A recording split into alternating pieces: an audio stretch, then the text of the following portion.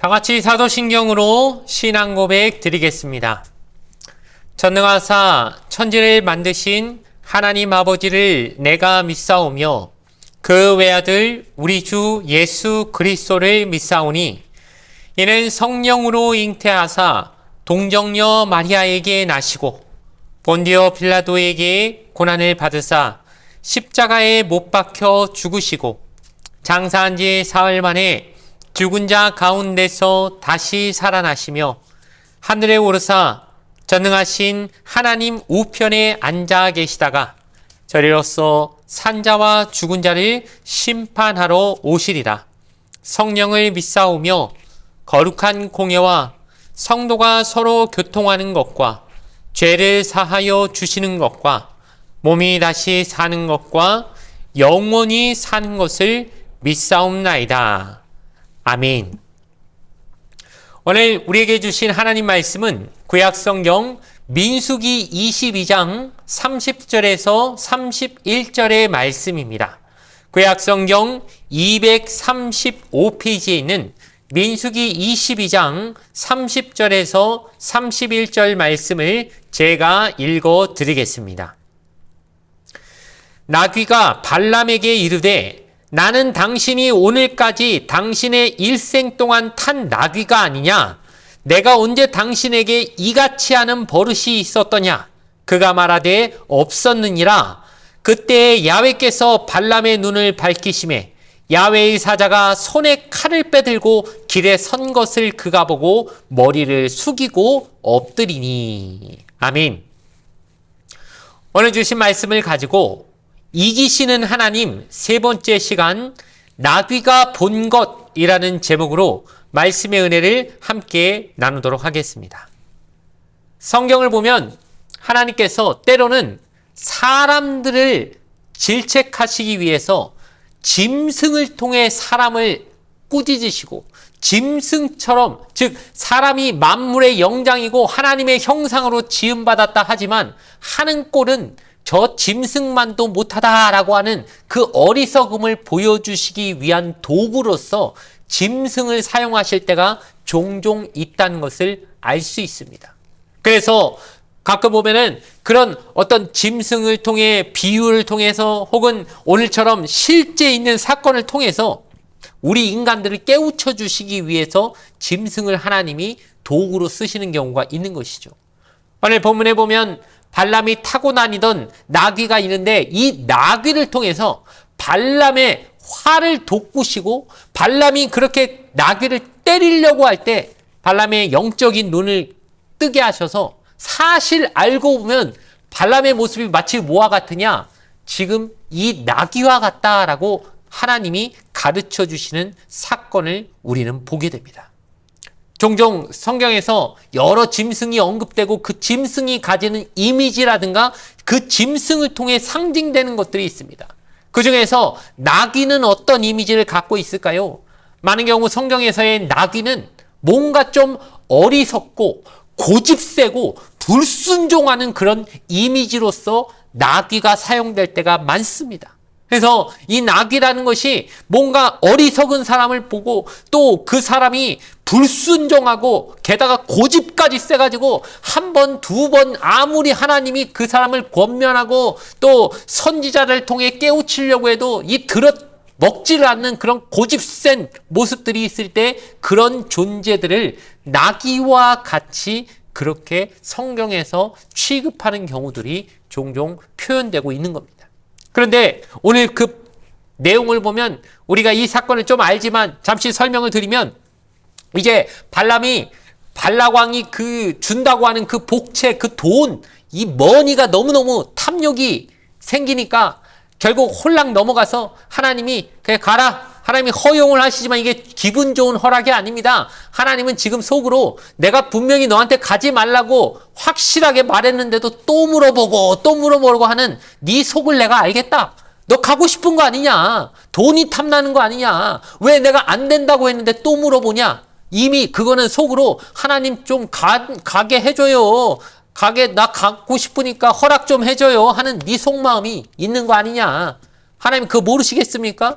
그러니 그래 가라 하는데 그 가라의 하나님의 허용은 절대 기분 좋은 허용이 아니고 하나님이 발람을 그냥 순순히 고분고분 잘 가게끔 하시려는 의도가 없다는 걸 우리는 알고 있습니다. 그래서 하나님이 지금 발람이 타고 가려는 나귀 앞에 하나님의 사자가 칼을 들고 그 나귀가 한 발짝만 가까이 오면 그 위에 타고 있는 발람을 베어버리려고 하나님의 사자가 시퍼런 칼을 들고 앞에 서 있는데 그걸 누구만 모르고 있습니까? 이 영적으로 눈이 어두워져 버린 봉사가 돼버린, 그러니까 하나님의 사람, 하나님의 선지자라고 말은 하지만 이미 영적으로 눈이 흐려져 버린 흐린 눈의 사람, 돈에 의해서 물질에 의해서 눈이 다 가려져 버린 영적인 소경이 돼버린 이 발람이 그 자리에 서 있는 겁니다. 그런데 오히려 되려 누구는 그 상황에서 영적인 눈이 뜨여가지고 하나님의 사자가 들고 있는 칼이 보였을까요? 나귀입니다. 이 나귀는 그게 보이니까 어떻게든 그래도 충직하지요. 내가 한 발짝만 앞으로 가면 우리 주인은 죽게 생겼으니까 어떻게든 안 가려고 끝끝내 버티고 있는 나귀의 모습. 그런데 발람은 그게 눈에 안 보이니까 이랴 했는데도 나귀가 가지 않으니까 처음엔 어휴 이놈이 왜 이러나 하면서 한 번 더 이랴 했는데 또 안 갑니다. 그러니까 이번엔 막 어떻게든 억지로 끌고 가려고 하는데도 불구하고 나귀가 자꾸 어떻게든 뭘 피하려고 하는 것처럼 벽에다가 자꾸 자기 옷이 탁 긁히게 만들고 이러니까 기분이 나빠서 화딱지가 나가지고 내려가지고 막 나귀를 두드려 패는 이 발람의 화가 머리끝까지 난 상태를 우리에게 보여주는 것이죠. 그런데 이때 하나님이 어떻게 하십니까? 이 억울한 나귀를 보시고 하나님이 입을 열게 만드시죠. 그래서 사람의 말을 하는, 나귀가 사람의 말을 하는 엄청난 사건이 벌어집니다. 나귀가 지금 억울해가지고 발람을 향해 야, 이 사람아, 내가 이제까지 살면서 한 번이라도 당신 말을 내가 그렇게 어긴 적이 있었냐? 없지 않았느냐? 내가 다 이유가 있어서 그러는 거지 하면서 얼마나 억울했던지 사람 말을 하기 시작하는데 발람이 그제서야 눈을 떠보니까 앞에 누가 기다리고 있습니까? 하나님의 사자가 칼을 들고 자기를 죽이려고 지금 앞에 서 있는 것이 그제서야 눈이 뜨인 겁니다. 나귀를 통해 하나님이 깨닫게 하시는 것이죠. 그 어리석어 보이는 나귀지만 그 나귀보다 어리석은 게 사실은 너였다는 걸 하나님이 여실히 보여주시기 위해서 나귀라고 하는 그 도구를 사용하고 계시는 겁니다.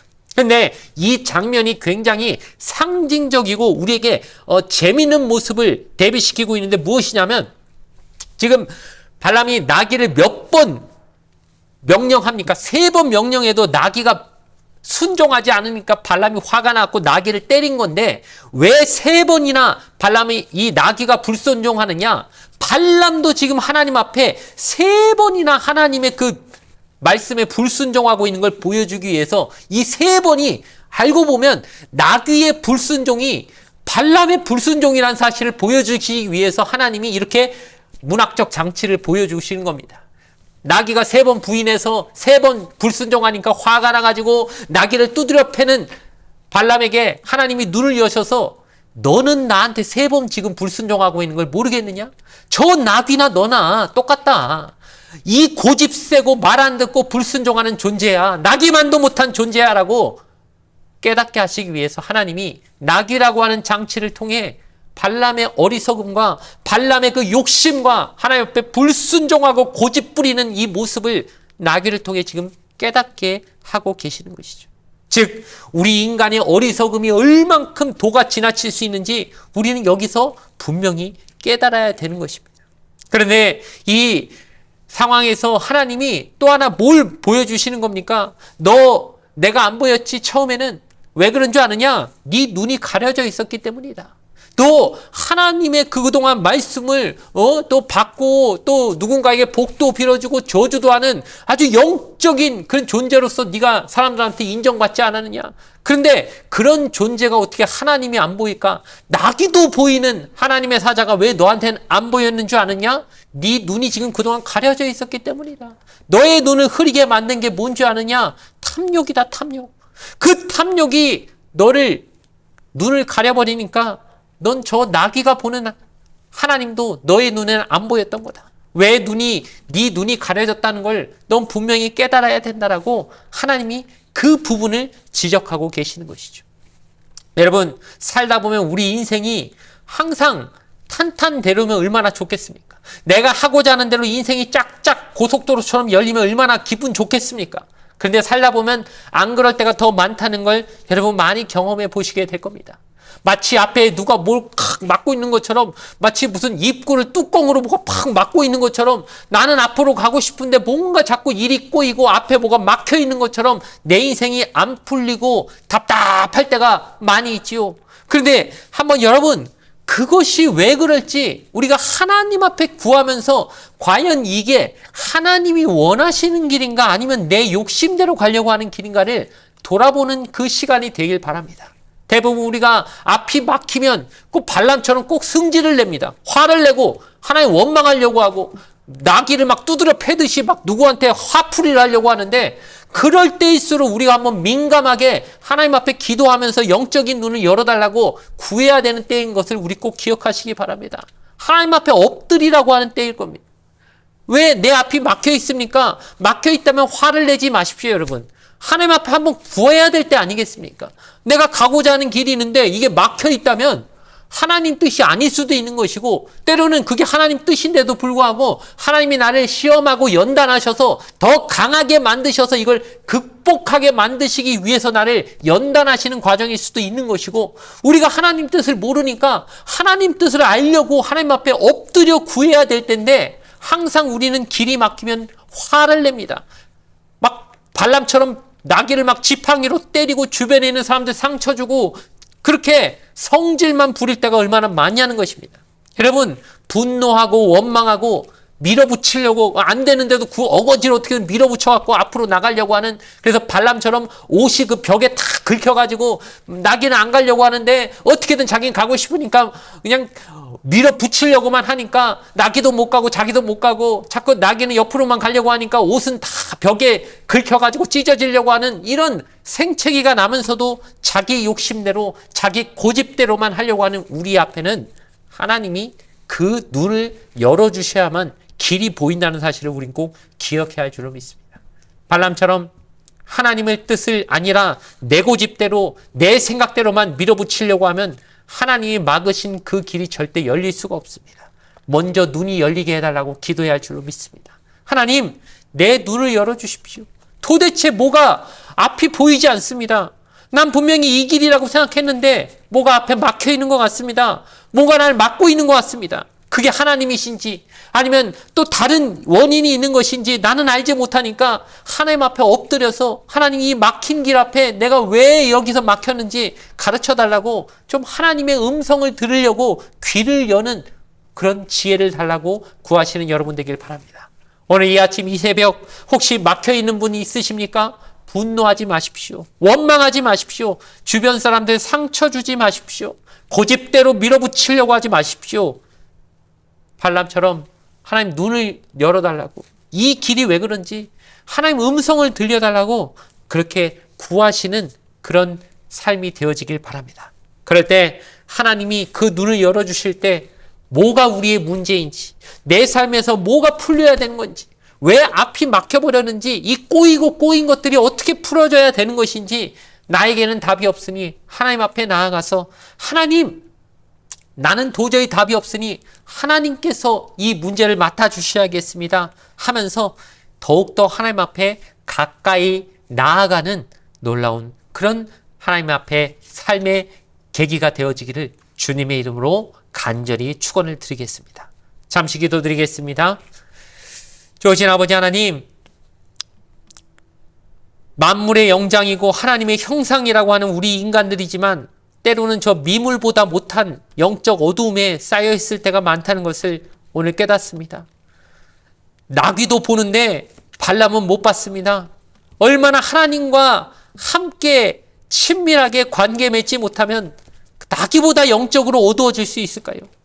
욕심이 눈을 가리고 탐욕이 마음의 그 모든 것들을 막아버리니까 하나님이 일하시는 것을 보지 못하고 하나님의 역사를 하나님이 맡고 계시다는 사실을 깨닫지 못해서 고집부리고 밀어붙이려고만 하고 하나님의 뜻을 거부하는 어리석은 길로만 나아가려고 했던 우리의 모습을 용서하여 주시옵소서.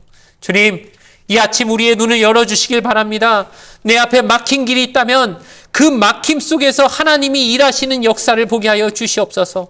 단순히 나에게 벌 주시려고 막으시는 것은 아닐 것인데 오히려 나를 지켜주시고 보호하여 주심을 믿게 하여 주시옵고, 오히려 내가 보지 못하는 그 수많은 위험들로부터도 하나님은 나를 지켜주고 계심을 온전히 신뢰할 수 있는, 그렇게 하나님께 더 가까이 나아가는 우리의 삶이 되게 하여 주시옵소서. 저 발람처럼 막힌 길 앞에서 분노하고 원망하지 말고 그 막힌 길 앞에서 엎드려서 하나님의 음성 듣기를 구하는 하루가 되게 하여 주시옵소서. 감사드리며 예수님의 이름으로 간절히 기도드리옵나이다. 아멘. 주기도문으로서 예배를 모두 마치겠습니다. 하늘에 계신 우리 아버지여, 이름이 거룩히 여김을 받으시오며 나라가 임하시오며 뜻이 하늘에서 이루어진 것 같이 땅에서도 이루어지이다. 오늘 우리에게 일용할 양식을 주시옵고 우리가 우리에게 죄 지은 자를 사하여 준 것 같이 우리 죄를 사하여 주시옵고 우리를 시험에 들게 하지 마시옵고 다만 악에서 구하시옵소서. 나라와 권세와 영광이 아버지께 영원히 있사옵나이다. 아멘.